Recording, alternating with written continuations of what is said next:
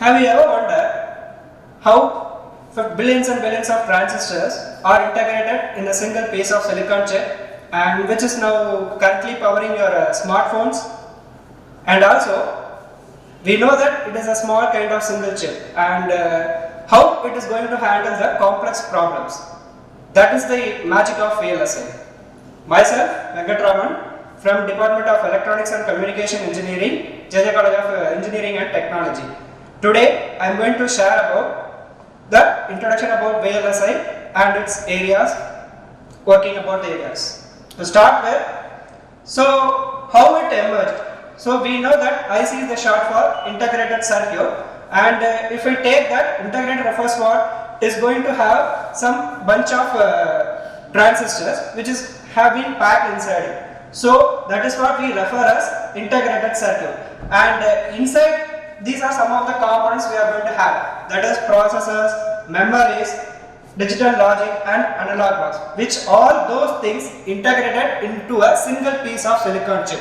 That is where the integration starts, and this figure shows how it is integrated and what is the advantage of VLSI. From the you take from the left hand side, we can see there is a PCB. So inside it there are so many components, that is both analog as well as digital components are there. That is we are having some ICs and a resistor, capacitor. So its size itself, it is looking huge, and accordingly we need to power up, then only the device will start to work. So the required area, power, everything going to be large in the case of PCB design. So we need to minimize that. Everything we need to minimize and bring into a single silicon chip. So that is what happened on the right hand side. So that is the born of very large scale, that is shortly VLSI. So you may see the difference. So in case of PCB, there are so many discrete components present there, and everything we are going to replace in the form of a single chip,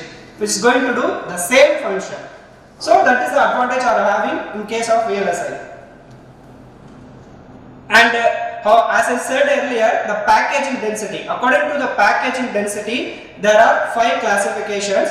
To start with SSI, that is, if the transistor packaging density below 100, then that refers small scale integration, and if it is up to 3000, it refers MSI, that is medium scale integration, followed by up to 30,000 transistors means LSI, that is large scale integration, and then 10 lakhs VLSI, which is we are in the current era of VLSI only, that is very large scale integration, and after that still it is under research and development only, named as ULSI, that is ultra speed large scale integration, where the packaging density will be greater than 10 billion. Welcome to VLSI circuit industry. So we already know what is VLSI, and mainly why we are moving to that. That is, every customer today, what is his main criteria? So whichever gadget or product we need to have, everything it should be in the small in size, and also the power, whichever going to power means it has to be very less, and speed should be greater. So these are the 3 main criteria in case of any kind of product. So if I want to satisfy these 3, we need to move on to VLSI design only. And as we know, there are if you take any type of design or anything, so we need to follow some laws. For example, in case of voltage and current, we are going to have Kirchhoff laws, that is current law and voltage law, then Ohm's law. So likewise, in this circuit industry also, we are going to have one law, which will be referred as Moore's law. So that is Gordon Moore, who is the co-founder of Intel, has designed this law. The law states what means, that is every 18 months the packaging density of the transistor is going to be higher, which will be in the order of billions. The classification. Next come the classification of VLSI. So generally it will be classified into 2 types. One will be referred as front end design, and the other one will be referred as back end design. So front end refers what means, if I want to design a product, if I want to design and test a product, that is up to synthesis and simulation, if I want to be means, then we can choose front end. Suppose if I want to get the product as a result, then we need to move for back end design. So in case of front end design, there are two major vendors we are having. One will be referred as Xilinx and other one will be Altera Corporation. And in case of likewise for back-end design also, we are going to have two major vendors. One will be referred as Cadence Design Systems and other one will be Tanner ADA. Nowadays we are having Microven, Synopsys, everybody. These are the major vendors in case of back-end design. So both case front-end as well as back-end tools are available at free of cost. We can use it, we can download, which will, once you visit the official site, from that we can download and we can use the student version. So as I said earlier, the broad classification, front end and back end. So for front end design, we are going to have one chip which will be referred as FPGA, and in case of back end design, we are going to have another chip named as ASIC. So we should know about what is the difference between FPGA and ASIC. Simply, if I want to design a product, you go for ASIC. That will be referred as fixed function chip. Suppose if I want to test a product, you choose FPGA, which will be named as programmable chip. That is the main difference between ASIC and FPGA. So if I want to clearly understand, again one example I can say, that is to take the case of ICs. That is, there are so many ICs we are having. That is, we start from digital electronics. In that, we are going to have logic gates. That is, AND gate, OR gate, 7404, 7432. These are some of the digital ICs. Likewise, analog ICs also there. That is like 555 IC, 741, op-amp IC, all. So all those will belong to fixed function category. The meaning is that, for example, take the AND gate IC. So the function, what is the function it exactly will do? It is going to do only AND function only. If I want to implement OR function, it is not possible in the case of that IC. So that is the meaning of fixed function.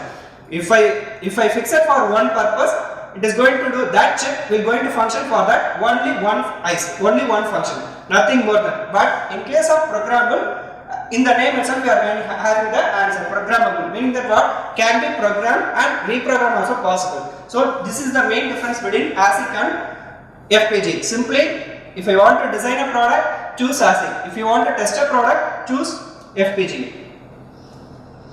And this is the difference I saw. So there are so many processors we know. That is, start from digital electronics. In that we are having logic gates, and then we are having op-amp IC, we are having timer IC. These are all ICs. That is simple ICs. And if I make a comparison between FPGA and all those simple ICs or processor, there is one main difference. That is, as I said earlier, all those are fixed function, meaning that what, that hardware block is fixed on them. We cannot change it. But in case of FPGA, we are going to create the hardware. That is the main difference between those processors and this FPGA. That's why FPGA become most popular. And this is the design flow. That is VLSI. There are so many names we are having, starting with VLSI design flow, or as FPGA design flow, or else we can call in the name of ASIC design flow. So for simple understand, I made it with picture reception. So first step, idea. That is what exactly a customer requirement. That idea we need to gather from him. So after getting the idea, we make into specifications. That is the second flow. Meaning that, for example, if I want to design an adder, so what are the specifications required? How many inputs, how many outputs, each input how much bit it is going to have, so what are the functions it is going to do. So likewise, every nook and corner specification we need to gather from the customer. That is what coming under step number 2. Once you got to know everything, you choose the architecture. That is the third step. Architecture of first one, what type of architecture it is easy to implement that particular function. So for example, there are so many architecture we have. That is VLIW architecture, and then Harvard architecture, modify architecture. So these are so many architectures available. So from that we need to choose what is the best architecture is responsible for doing the particular function. Accordingly, we need to choose the architecture. Once you choose it, next fourth step is that we need to write the code. Okay, here coding refers what mean. In case of VLSI, so here everything we are going to discuss in the form of hardware only. So we need a specialized language to deal with it. So HDL is the main language we are going to use. That is hardware description language. So under that there are two categories, Verilog or VHDL. So either Verilog we can use to write the code, or else we can use VHDL to write the code. So that is what happened in fourth step. Once you return the code, we need to verify. That will come under fifth step, verification. That is, we are going to check the function. For example, C is equal to A plus B. So it C, A, B are the three variables. C will be my output, A and B are the input. So these two, what we are going to do, which function we are going to do means, we are going to check the addition. So we need to give input whether after adding, what is the output, whether we are getting the right output or not. That one we need to check. That will be coming under verification. What is the output? Whichever output we are going to have, if it is okay, then we need to go for synthesis, and then finally once you here in that, what we are going to do means, here everything we are checked in the phase of in the form of timing, here in the form of function we are going to check. So once both things are over, finally it will be sent to foundry for manufacture in the form of chip. So this is the entire flow of VLSI. So how a chip is manufactured. So this is what I referred here. So what a customer actually need. So everything it has to be in compact manner. Simply it is only a kind of chip. So that is what I referred here. And then specification, that is how many inputs, how many outputs, and each input how much bit it is going to have, everything. And then design. So what type of architecture we need to choose. So the coding, as I said, so either I can use VHDL or else I can use Verilog to program. So verification also separately tools are available. We can use Model Sim. This is the most popular tool for synthesizing output. And this is how the output will be.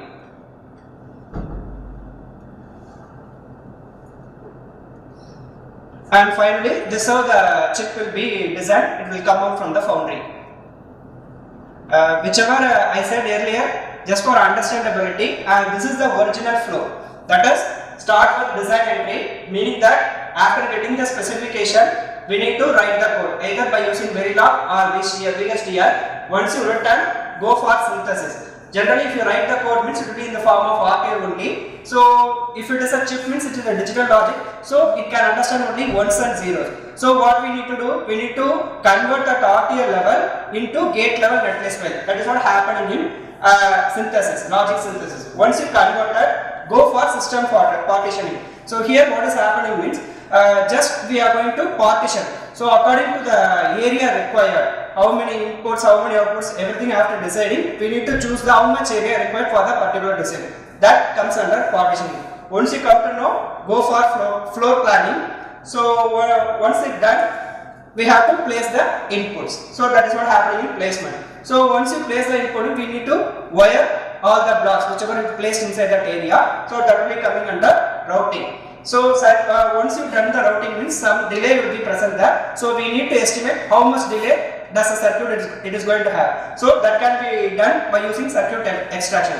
Suppose if the delay is minimum, no need to bother, we can go for simulation. Suppose if the delay is higher, we need to think how to minimize the delay. After getting the result, then again go for simulation. This is what happening in original flow. And this is one of the example for FPGA kit, Spartan series, which is coming under Xilinx company. And these are the applications of VLSI. So I think everybody know we are using smartphones. For example, if you take a smartphone means you know that how many functions it is going to do. So parallelly we are calling, we are gaming, everything we are doing in the same smartphone. So how it is possible? Because of this VLSI only. So these are some of the applications area. That is starting from consumer electronics, wireless, design, EDA, medical electronics, aerospace, defense, MEMS, everything. Find the application in case of VLSI. And these are some of the companies listed out. Thank you.